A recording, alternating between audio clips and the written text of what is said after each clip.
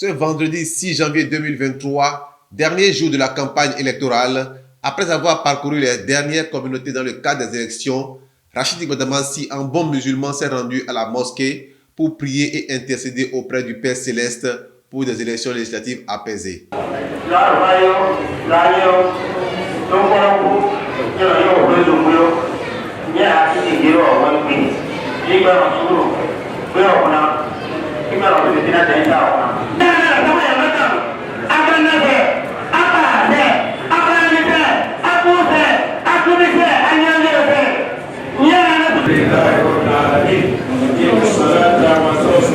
Après le prêche de l'imam et la fin de la prière, il s'est prêté aux questions des journalistes en ces termes.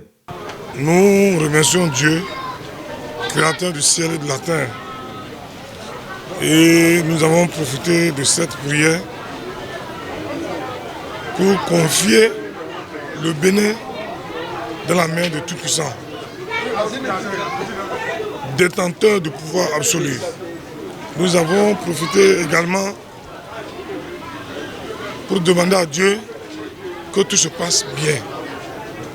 Vous savez, les élections sont souvent des moments d'échauffourée qui vous souviennent par le passé, ce qui s'est passé. Nous avons demandé à Dieu et l'imam de la prêche a demandé aux populations de Parakou, du Bénin en général, de voter dans la paix, dans la discipline.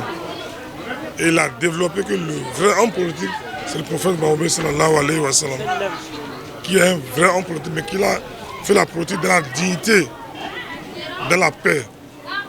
Donc, c'est ce qu'il a demandé. Ainsi, pour éviter à la population de faire un mauvais choix, il a profité de l'occasion qu'il lui a offerte pour dire: l'erreur est humaine, persévérer est diabolique. C'est vrai, je le dis, c'est une seule fois qu'on piétine les testicules d'un aveugle. Prochainement, l'aveugle intelligent doit ramasser. Il y a des erreurs du passé et j'ai profité pour expliquer l'enjeu. C'est plus de 200 milliards qui seront investis à Parakou. Les collecteurs, les routes, parce que Parakou est dans la poussière, Banikani, Titirou, Okedama. Les collecteurs vont traverser les 3 arrondissements, 20 milliards projets BOAD. Donc, tous ceux qui demandent aux populations de Parakou de faire autre chose sont contre le développement de la ville de Parakou.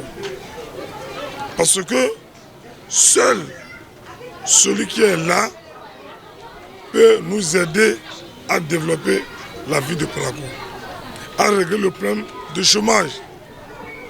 Et nous sommes venus demander à Dieu de nous donner la victoire.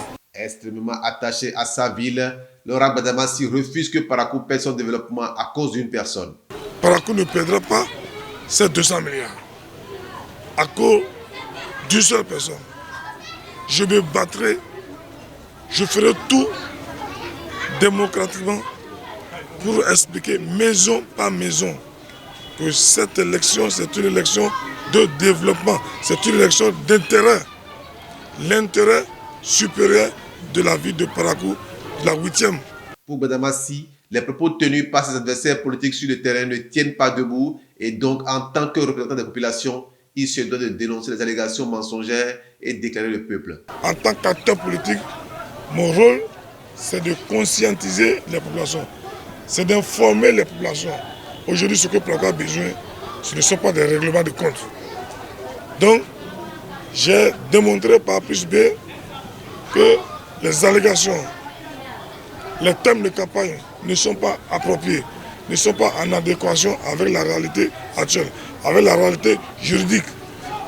Parce que quand on dit votez pour nous, parce que nous voulons avoir la majorité pour faire sortir les prisonniers, pour faire voter la loi d'amnistie, je dis que ça ne tient pas. Parce que quand on regarde, quand on consulte le règlement intérieur de l'Assemblée nationale et quand on consulte la Constitution de 11 décembre 1990, modifiée, on ne peut pas voter une loi d'amnistie sans promulgation. c'est le b.a.-ba. Pour qu'une loi d'amnistie soit exécutoire, il faut qu'elle soit promulguée. Pour qu'une loi d'amnistie soit définitive, il faut qu'elle soit promulguée. Et celui qui doit promulguer cette loi s'appelle Patrice Talon. En homme politique et pris de paix, il a appelé les populations à une élection apaisée, car comme il l'a dit dans un message précédent, il n'y a pas de développement sans la paix. Et je demande aux populations de Parakou, comme l'a dit l'imam, de voter dans la paix, de voter dans l'allégresse, dans la discipline, le respect mutuel, respecter même les adversaires, respecter le choix des adversaires.